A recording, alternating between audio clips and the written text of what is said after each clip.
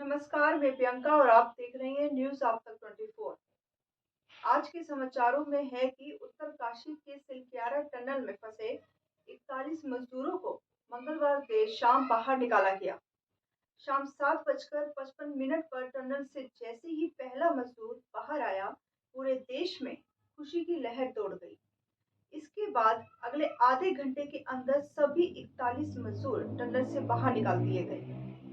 सुरंग से बाहर निकलने के बाद सभी मजदूरों को एम्बुलेंस से अस्पताल ले जाया गया, जहां उनका हेल्थ चेकअप हुआ।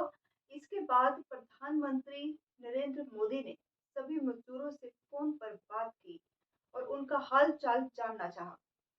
जब ये मजदूर सुरंग से बाहर आए थे, तब भी पीएम मोदी ने उनके लिए एक्स पर लिखा था। उन्होंने कहा कि श्रमिक भाइयों के रेस्क्यू ऑपरेशन की सफलता हर किसी को भावुक कर देने वाली है। पीएम ने कहा, टनल में जो साथी फंसे हुए थे, उनसे मैं कहना चाहता हूं कि आपका साहस और धैर्य हर किसी को प्रेरित कर रहा है। मैं आप सभी की कुशलता और उत्तम स्वास्थ्य की कामना करता हूं। पिछले 17 दिनों से देश के करोड़ों लोगों की निगाहें सिलक्यारा टनल पर टिकी हुई थी, जहां 41 श्रमिक खुली हवा में सांस नहीं ले पा रहे थे। सभी को इंतजार था कि आखिर वो घड़ी कब आएगी, जब देश के ये मजदूर जो जान हथेली पर लेकर टनल में खुदाई कर रहे थे, वो बाहर कब निकलेंगे।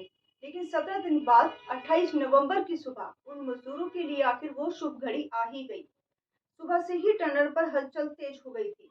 टनल के बाहर हर एक मजदूर के लिए अलग से एम्बुलेंस का इंतजाम किया गया था। कुल मिलाकर 41 एम्बुलेंस तैयार खड़ी कर दी गई थी। भारतीय सेना का सबसे ताकतवर चिनूक हेलीकॉप्टर भी तैनात कर दिया गया था, ताकि हर हालात में निपटा जा सके। टनल के अंदर स्पेशल टेम्परेरी अस्पताल का सेटअप भी तैयार कर दिया गया। ऑस्ट्रेलिया से आए टनल एक्सपर्ट एलॉन डिस्क खुद बाबा भोगनाथ की पूजा में जुट गए। बताया जा रहा है कि भोगनाथ बाबा ने पहले ही कह दिया था कि ये श्रमिक 17 दिन बाद निकलेंगे। आखिर उनकी भविष्यवाणी भी सच ही साबित हुई। ऋषिकेश के एम्स हॉस्पिटल को किसी भी इमरजेंसी के लिए तैयार कर लिया गया। उत्तराखंड के मुख्यमंत्री पुष्कर धामी खुद टनल के बाहर पहुंचे, बाबा भोगनाथ की पूजा की और फिर टनल के अंदर चले गए। केंद्रीय राज्य मंत्री रिटायर्ड जनरल वीके सिंह भी लगातार टनल के बाहर मौजूद रहे और इस तरह पूरे देश की निगाहें उस टनल की ओर टकटकी लगाए, जहां वह श्रमिक 17 दिनों से बाहर निकलने का इंतजार कर रहे थे। अंदर श्रमिक बाहर आने का इंतजार कर रहे थे। बाहर उनके परिजन अपनों को देख लेने को आतुर थे। अब सिलसिलेवार समझ लेते हैं कि कब क्या क्या हुआ। 12 नवंबर टनल का हिस्सा धंसा।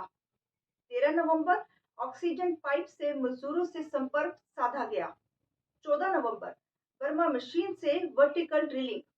15 नवंबर दिल्ली से ऑगर ड्रिलिंग मशीन आई। 16 नवंबर ऑगर मशीन से ड्रिलिंग शुरू की। 17 नवंबर 24 मीटर के बाद ड्रिलिंग रुक गई। 18 नवंबर हॉरिजेंटल ड्रिलिंग का फैसला लिया गया। 19 नवंबर केंद्रीय परिवहन मंत्री नितिन गडकरी टनल पर पहुंचे। 20 नवंबर विदेश से टनल एक्सपर्ट टनल पर पहुंचे। 21 नवंबर मजदूरों से पहली बार बातचीत हुई। 22 नवंबर करीब 45 मीटर हॉरिजेंटल ड्रिलिंग पूरी हुई। 23 नवंबर 48 मीटर तक ड्रिलिंग पूरी की गई। 24 नवंबर ऑगर मशीन की ड्रिल टूट गई, काम रुक गया। 25 नवंबर हैदराबाद से प्लाज्मा मशीन पहुंची। 26 नवंबर वर्टिकल ड्रिलिंग शुरू की गई। 27 नवंबर हॉरिजेंटल ड्रिलिंग भी शुरू कर दी गई। 28 नवंबर मजदूरों के लिए शुभ घड़ी आ ही गई। टनल में फंसे मजदूरों को बाहर निकालने में जिस चीज ने सबसे बड़ी भूमिका निभाई, वो है रेत माइनिंग। वो रेत माइनिंग जिस पर 2014 में ही बैन लगा दिया गया था। इससे पहले अमेरिका से बुलाई ऑगर मशीन से ड्रिलिंग भी शुरू की जा रही थी, लेकिन आखिर की 10 मीटर की खुदाई रेत माइनर्स ने की और उनकी वजह से ही मजदूरों तक पहुंचना संभव हो पाया। इस बीच उत्तराखंड सरकार ने बचाए गए प्रत्येक मजदूर को 1 लाख रुपए की आर्थिक मदद की घोषणा की।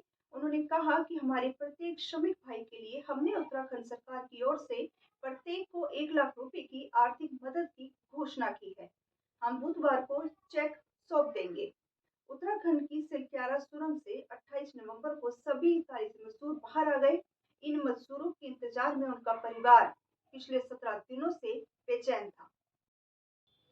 सूत्रों के मुताबिक झारखंड और ओडिशा सरकारें अपने राज्य से बचाए गए श्रमिकों को हवाई मार्ग से वापस लाने की योजना बना रही है, जबकि उत्तर प्रदेश और अन्य सरकारें मेडिकल जांच पूरी होने के बाद इस पर फैसला लेंगी। बचाए गए श्रमिकों में झारखंड से 15, उत्तर प्रदेश से 8, ओडिशा और बिहार से 5-5, पश्चिम बंगाल से 3, उत्तराखंड और असम से 2-2 और हिमाचल प्रदेश से 1 शामिल है।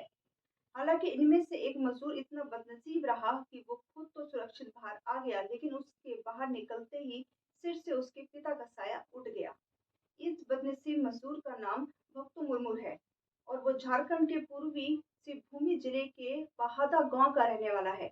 भक्तू को 28 नवंबर की रात सभी मजदूरों के साथ सुरक्षित बाहर निकाल लिया गया, लेकिन जब वो बाहर आया तो उसे बुरी खबर मिली। भुट्टो को बताया गया कि उसके पिता कुछ ही देर पहले इस दुनिया को हमेशा हमेशा के लिए अलविदा कह गए। रिपोर्ट के मुताबिक 29 साल के भुट्टो के पिता की उम्र 70 साल की थी। वे गांव में ही रहते थे। मंगलवार सुबह नाश्ते के बाद वो चारपाई पर बैठे थे, तभी अचानक नीचे गिरे और वहीं उनके प्राण निकल गए। कहा जा रहा है कि भुट्टो के पिता की मौत उनके बेटे की याद में सदमे की वजह से हो गई। वहीं बताया गया कि उन्हें जब से अपने बेटे के सुरंग में फंसे होने की खबर लगी, तभी से वो बेहद परेशान थे। पिता की मौत से भुट्टो की मां भी गहरे सदमे में है। बस आज इतना ही, मुझे दीजिए इजाजत और आप देखते रहिए न्यूज आप तक 24। नमस्कार।